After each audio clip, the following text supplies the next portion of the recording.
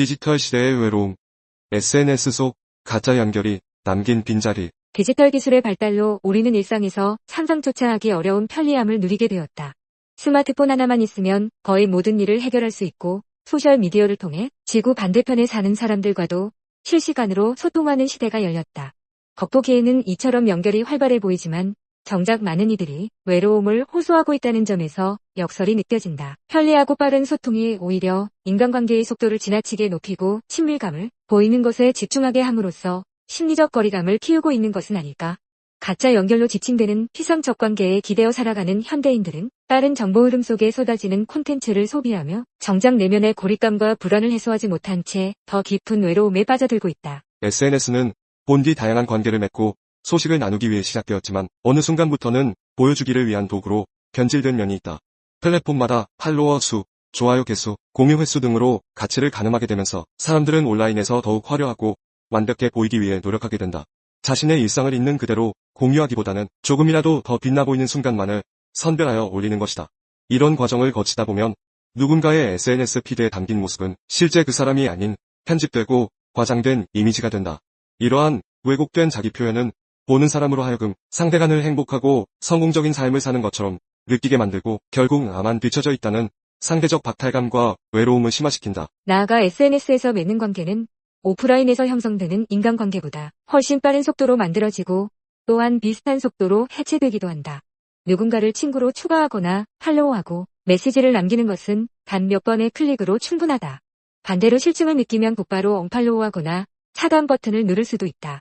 이런 편리함은 관계의 진정성을 시험하기 어렵게 만들고 쉽게 얕은 관계를 양산한다. 내가 이 사람과 정말 깊은 정서적 교류를 나누고 있는가? 아니면 단순히 콘텐츠를 주고받는 사이에 불과한가? 라는 질문을 던져볼 틈조차 없이 표면적인 관심과 좋아요, 클릭만 반복되는 가짜 친밀감이 확대된 것이다. 이처럼 SNS에서 형성된 거칠의 친밀감은 일시적인 만족감을 줄 수 있으나 개인의 내면적 외로움을 해소하기에는 한계가 있다.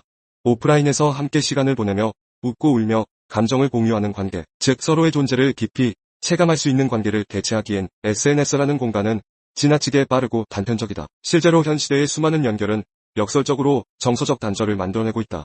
SNS 피드에서 통계적으로는 1000명과 연결되어 있을지 모르나 정작 내 마음이 힘들 때 전화 한 통으로 달려와 줄 사람은 몇 명 되지 않는 상황이 빈번히 벌어진다. 사회심리학자들은 이러한 표면적 관계가 사람들의 정신건강에 미치는 악영향을 우려하고 있다. 실제로 SNS 사용 시간이 길어질수록 우울감과 불안감, 외로움이 증가한다는 연구도 다수 존재한다. 온라인상에서 우리가 드러내는 모습은 실제 아는 나의 일부일 수 있지만 결코 전체가 아니다. 그러나 팔로워와 친구 목록은 점점 늘어나는데 막상 눈을 맞추고 마음을 나눌 수 있는 존재는 드물어지는 아이러니가 나타난다. 이는 개인의 자기 존중감에 상처를 줄 뿐 아니라 현실 세계에서의 인간관계 형성 능력에도 부정적 영향을 미칠 수 있다. 더욱 SNS가 제공하는 즉각적인 피드백과 좋아요 알림은 마치 도파민을 자극하는 보상장치처럼 작용한다. 그 결과 사용자는 더욱 자극적인 콘텐츠를 생산하거나 자신을 과장되게 꾸미는 데에 몰두하게 된다. 그 과정에서 진정한 자아의 모습은 점점 퇴색되고 자신과 타인을 상품처럼 평가하고 비교하는 문화가 자리 잡는다. 이는 사회적 연대와 유대감을 강화하기보다 끊임없는 경쟁심과 자기 과시에 몰두하게 만들며 결국 고립감을 가중시킨다. 나아가 SNS에서의 인기나 평가를 자기 정체성의 중요한 척도로 삼게 되면 오프라인에서의 실패나 거절에 더욱 취약해질 위험이 높아진다. 그렇다면 디지털 시대를 살아가는 우리가 SNS에서 가짜 연결로부터 야기되는 외로움을 극복하기 위해서는 어떻게 해야 할까? 첫 번째로 현재 맺고 있는 온라인 인간관계를 되돌아보며 진정한 교류를 시도해볼 필요가 있다. 단순히 생일에 자동으로 뜨는 알림 메시지를 보내는 것을 넘어 상대방의 안부를 진심으로 묻고 반응을 경청하는 작은 노력에서부터 시작할 수 있다. 온라인 대화에서도 서로의 감정을 섬세하게 살피고 깊이 있는 이야기를 나누는 기회를 확대해보자는 것이다. 남들이 보는 SNS 타임라인에 기계적으로 댓글만 남기는 것이 아니라 개인 메시지나 실제 만남을 통해 상대의 삶에 좀 더 진심으로 다가가고자 애써야 한다. 두 번째로 자신이 SNS에 올리는 콘텐츠가 진정성 있는 나를 반영하고 있는지 자문해 보아야 한다. 순간적인 좋아요 수나 반응이 당장은 기분 좋을 수 있지만 그것이 오히려 나의 외로움을 심화시키는 원인이 될 수 있음을 인식할 필요가 있다. 완벽하게 꾸민 사진과 글을 올리기 전에 내가 정말로 공유하고 싶은 이야기는 무엇인지 생각해보자. 때론 부족하고 어설픈 모습이라도 솔직하게 표현함으로써 더 의미 있고 지속적인 공감을 얻을 수 있다. 이는 단순한 SNS 활용 팁을 넘어 나 스스로를 온전하게 사랑하고 인정하는 태도와도 연결된다. 세 번째로, 온라인에서 시간을 보내는 만큼 오프라인에서의 관계 맺기도 적극적으로 추구해야 한다.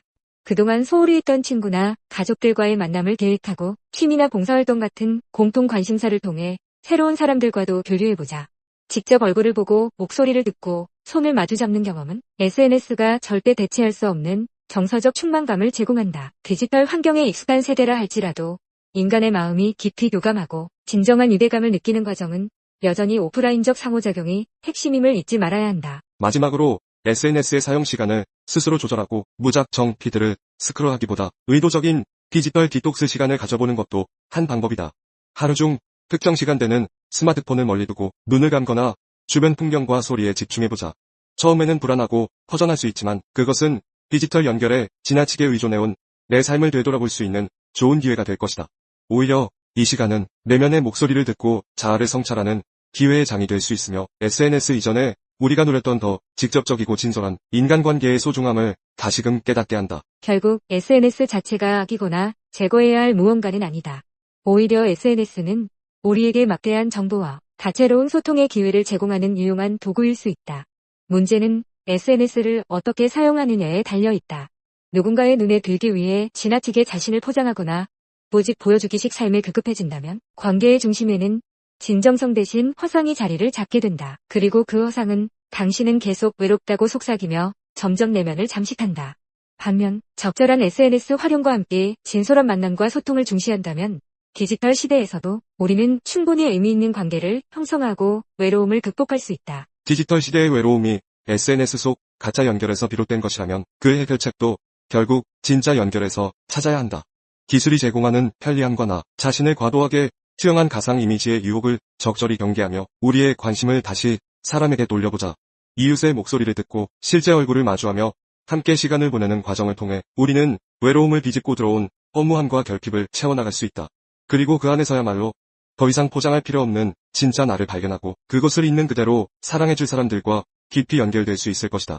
SNS가 열어준 수많은 창문들 넘어 결국 내가 진정으로 머무를 곳은 인간의 온기가 흐르는 곳이라는 사실을 잊지 말아야 하겠다. 고독한 천재들만 인생을 제대로 산다. 지능이 탁월한 천재 옆에는 친구가 없다. 반면에 좀 바보스러운 남자 옆에는 늘 친구가 꼬이기 마련이다. 사람들은 돈 많은 사람을 부러워하기도 하고 존경하기도 하지만 머리가 뛰어난 사람이 존경을 받는 일은 거의 없다. 마찬가지로 부자에다가 미모까지 빼어난 여자에게는 친구가 없다. 모처럼 동창회에 참석해도 마치 그 자리에 존재하지 않는 것처럼 거의 무생물 취급을 당하기 일쑤다.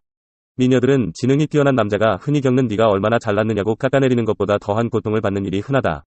미모가 뛰어난 여자들이 동창회에 거의 참석하지 않는 것도 바로 그 때문이다. 그에 반해 못생긴 여자가 지위나 신분이 뛰어나면 환영을 받는다. 사람들은 자신에게 의협이 안 되는 기쁨을 주는 사람과 가까이 하려는 본능이 있다. 그런 사람은 남자는 지능이 좀 모자란 사람이고 여자는 예쁘지 않은 사람이다. 지능이 뛰어난 남자와 빼어난 미모의 여자가 친구가 없는 것은 그 때문이다. 그래서 쇼펜하우어는 고독한 천재들만 인생을 제대로 산다고 주장하면서 고독을 이렇게 찬양했다. 천재는 어떤 분야에서 뛰어난 감각과 통찰력으로 참된 이지적인 생활에 몰입하는 사람들이다. 천재는 최소한 남의 간섭이나 개입을 원하지 않기 때문에 자기 전문직에 몰두할 수 있다.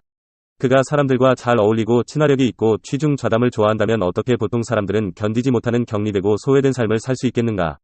천재에게는 오직 단순하고 조용하고 명상적인 분위기만이 가장 이상적인 삶이다. 그들이 고독한 것은 남으로부터 만족을 얻기 힘들기 때문이다. 보통 사람들의 삶이나 대화와 관심은 천재에게는 별로 흥미롭지 않으며 자기의 길을 가는 데 있어서 전혀 도움이 되지 않는 것들이다. 천재는 타인과 섞여 있을 때 자신과 동료항에 속하는 사람을 찾지 못하기 때문에 어쩔 수 없이 홀로 외로운 굴속으로 들어간다. 그래서 보통 사람들은 이렇게 행동하는 그들을 마치 별나라에서 온 사람처럼 취급하는 것이다. 천재에게 오직 가치 있는 일이 있다면 자신의 천재성을 통해서 얻게 된 성과물로 다른 사람에게 도움을 주는 것뿐이다. 인류는 이러한 고독한 천재들에 의해 정신문명과 물질문명을 이만큼이나마 이룰 수 있었다. 천재들이 인류에 기여할 수 있는 것은 그것밖에 없다. 레오나르도 다빈치는 당신이 혼자일 때 당신은 독특하다 고 말했다. 자기만의 독자적인 사고를 해본 적이 없고 자신의 손으로 뭔가 직접 이루어보겠다는 의지가 없는 인간을 상상해보라. 혼자만의 공간과 시간을 견딜 수 없는 이들로부터 위대한 창조적 엄적을 기대할 수 있을까? 탁월한 엄적을 남긴 사람들은 혼자됨을 스스로 택하고 그러한 혼자됨을 창조적 작업으로 승화시켰던 사람들이다. 그들은 몰입의 즐거움을 경험했던 사람들이다. 퀴리 부인은 추위에 떨면서도 초라한 실험실에서 연구했고, 미켈란젤로는 시스티나 성당에서 허리가 휠 정도로 10년이 넘는 세월을 천지창조와 최후의 심판에 온전히 바쳤다. 로렌조 기베르티는 르네상스 조각의 대표작 천국의 문 제작에 거의 평생을 바쳤다. 그는 산조반니 세례당 제2문의 그리스도전을 21년 만에 완성하고, 이어 제3문 구약 이야기를 위촉받아 27년 동안 파고새긴 끝에 정교한 청동 양각을 완성하였다. 무수히 많은 시인들이 비좁은 골방에서 위대한 시를 써냈다. 버지니아 울프가 최후의 위대한 모험가로 칭한 마르셀 프루스트는 그의 대작 잃어버린 시간을 찾아서를 집필하기 위해 39세부터 죽음을 맞이하게 될 때까지 장장 13년간을 바쳤다. 일체의 외출을 삼간체 방 안에만 틀어박혀 친구들의 추억에 의해 전해지는 전설적인 삶을 살았다. 친구들은 이렇게 추억한다. 어떠한 생에도 이처럼 온전히 한 작품 속에 바쳐졌던 예가 일찍이 없었다. 그렇다. 혼자 있는 것을 참지 못하는 인간은 위대해질 수 없다. 파스칼의 말대로 혼자됨이 없이는 참다운 정신적 만족과 행복을 누릴 수 없으며 나아가 의미 있는 일을 성취할 수 없다. 당신은 당신 스스로가 상상하는 모습보다 더욱 위대해져야 한다. 세상에서 권력과 부를 거머쥐었던 사람들, 사후에 명성을 얻었던 현자들은 남의 인생을 쫓아가기보다 자기 소신대로 무소의 뿔처럼 혼자서 간 사람들임을 명심하라. 남보다 한 발 앞서가는 자, 늘상 깨어있는 자, 남보다 많은 권력과 부를 가진 자는 고독하다. 그러나 그들은 그 고독을 남들과 공유하려 하지 않으며 때로는 그것을 즐기기까지 했다. 미지의 땅을 찾아 나설 때 누군들 흔들리지 않고 길을 떠나는 자가 있으랴. 그대는 진정 미지의 땅을 보기를 원하는가? 그렇다면 두려워하지 말고 혼자서 떠나라. 이 비디오가 유용했다면 좋아요와 구독 버튼을 눌러주세요. 건강한 삶을 위한 더 많은 팁을 공유할 테니 계속해서 저희 채널을 지켜봐 주세요. 감사합니다.